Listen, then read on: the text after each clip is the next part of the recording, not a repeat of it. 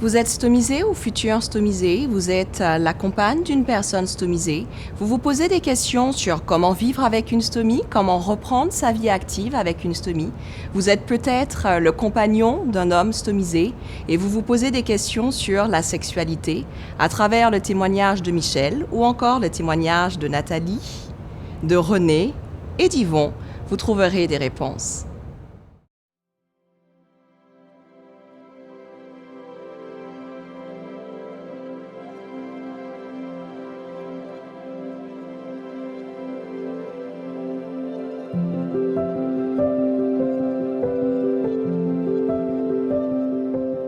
Moi, ça a débuté à 16 ans avec une maladie de Crohn.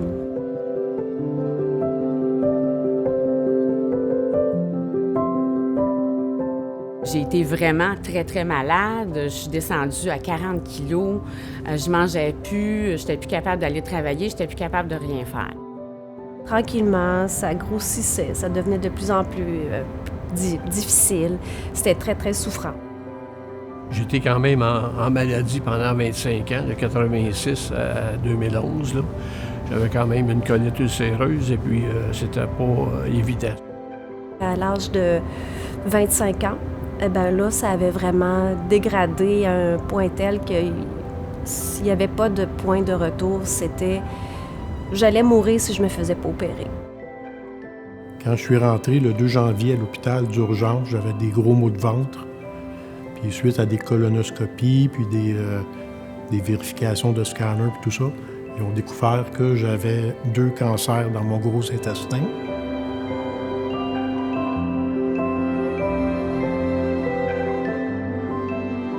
On m'annonce, tu vas avoir une stomie.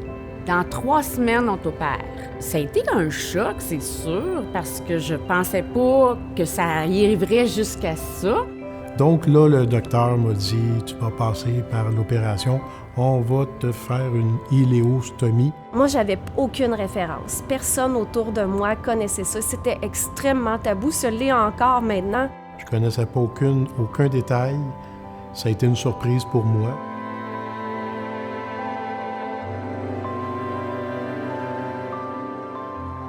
Ce qui était difficile, c'était, oui, de penser que j'étais pour devenir une personne stomisée. J'arrivais pas, moi, à la prendre la décision. Tu sais, est-ce que je vis ou est-ce que j'accepte de me faire opérer? Quand c'est arrivé pour la stomie permanente, à ce moment-là, j'étais déjà prête à ça. Je m'étais fait une idée, j'avais regardé les possibilités qu'il y avait, puis j'en ai décidé que c'était ça. Même le chirurgien lui-même était surpris que j'aille décider ça de moi-même. Ce sont mes parents qui m'ont aidée, qui m'ont guidée, puis qui m'ont dit, Nathalie, nous, on va tout le temps être là pour toi, puis ça change pas la personne que tu es. Tu vas mieux vivre, tu vas arrêter de souffrir, tu vas arrêter d'être hospitalisée tout le temps.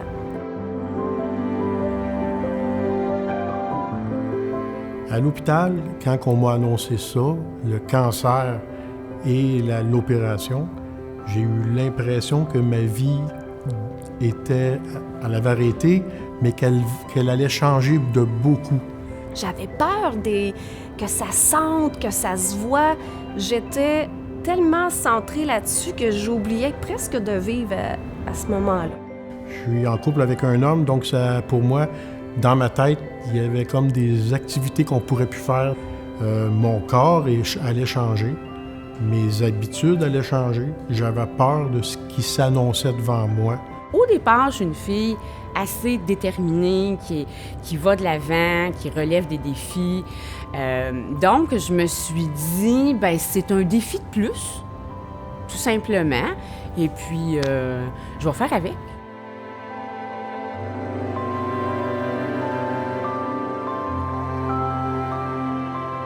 Vous vous posez la question de comment ils ont repris leur vie actuellement? Je vous invite à regarder cette seconde vidéo.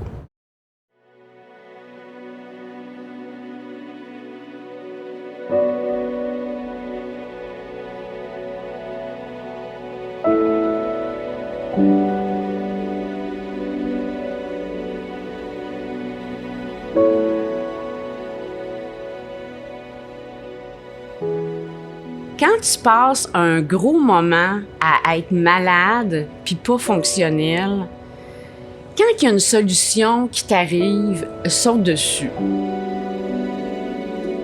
La stomie, c'est la solution? Go, opère-moi.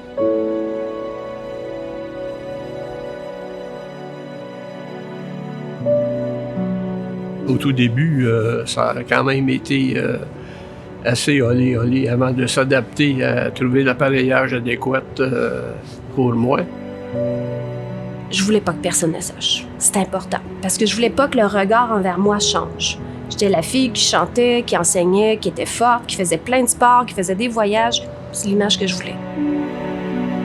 Lorsque j'ai vu la stomie pour la première fois à l'hôpital, j'ai trouvé ça très laid. Maintenant, je l'ai apprivoisée, je l'aime beaucoup parce qu'elle m'a donné la vie.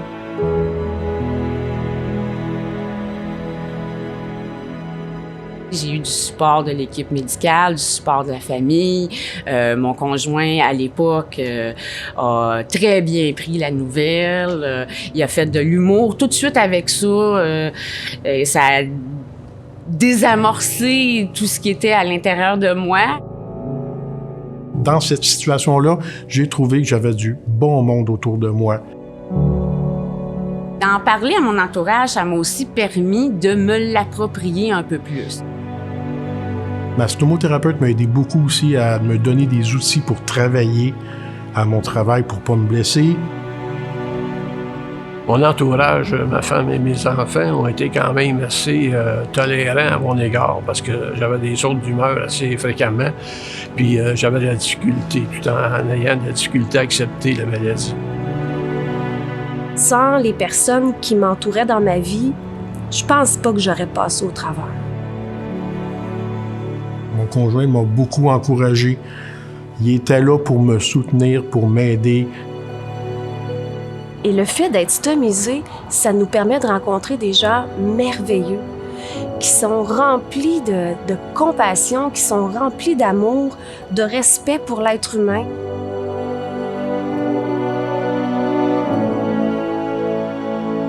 En travaillant ensemble avec le milieu hospitalier, on a réussi à faire de quoi de bien. Puis aujourd'hui, bien, je suis aux oiseaux, disons, avec ça. J'ai vraiment j'ai une vie normale, ça va très, très bien. Je peux faire tout ce que je veux. Dans une vie de couple hétérosexuel, c'est sûr que le sac vient déranger l'union entre deux personnes. Dans un couple gay, le sac nuit entre les deux personnes, mais il y a une partie du corps qu'on ne peut plus utiliser. La partie anus n'est plus disponible pour rien.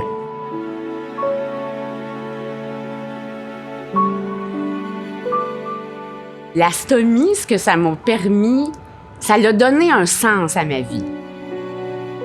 C'est important de ne pas avoir peur et d'en parler, OK? Puis d'accepter aussi. C'est sûr et certain qu'au début, c'est pas facile. Il y a une adaptation à faire. Mais le résultat est là avec le temps. Pour moi, la stomie a sauvé ma vie, me redonné une nouvelle façon de voir les choses, surtout des activités. J'ai le droit maintenant de sortir sans être obligé de courir une toilette. J'avais plus mal, je souffrais plus, puis tranquillement, je commençais à prendre un peu de poids, puis ça allait de mieux en mieux. Je me suis jamais mis de limite parce que j'ai une stomie. Les priorités d'une vie de couple, c'est de l'amour entre les deux, de la joie, des activités ensemble. La sexualité, c'est un complément. Il y a juste des petites choses qui ont changé, mais c'est encore là. Quand j'ai su que j'étais pour être stomisée, moi, je me suis faite à moi-même une promesse. Puis la promesse, je l'ai faite aussi à mon conjoint de l'époque. Je nous ai dit, jamais la stomie va être un obstacle entre nous. Jamais ça va nous empêcher d'avoir une vie active, d'avoir des enfants, de faire des projets, d'acheter notre maison. C'est jamais, jamais, jamais. Puis, je suis fière de dire que 29 ans plus tard, je tiens toujours ma promesse envers moi-même puis mon nouveau conjoint. On met un X sur des choses qu'on ne peut plus faire, mais on découvre d'autres choses. Donc, on trouve d'autres bonheurs. Moi, ça m'a apporté quand même plusieurs années d'énergie, 15 ans, facilement 15 ans d'énergie suite à ça. une chance que j'ai accepté d'être opérée, puis une chance que mes parents étaient là pour m'épauler, puis me dire « Nathalie, on va être là pour toi, puis tu vas arrêter de souffrir, puis tu vas vivre bien, puis tu vas accomplir de grandes choses. » Puis c'est ce qui est arrivé. La stomie implique un temps de changement et un temps d'adaptation. Elle peut être vécue comme faisant rupture dans l'histoire de vie ou encore comme étant salvatrice. Dans chacun de ces témoignages, 3 éléments ont été tuteurs de résilience. Le soutien de la famille, le support des professionnels de santé ou encore la tolérance vis-à-vis de soi pour acquérir la technicité et les compétences et connaissances vis-à-vis de l'appareillage. Que vous soyez proche aidant, conjoint ou professionnel de santé, soyez des tuteurs de résilience.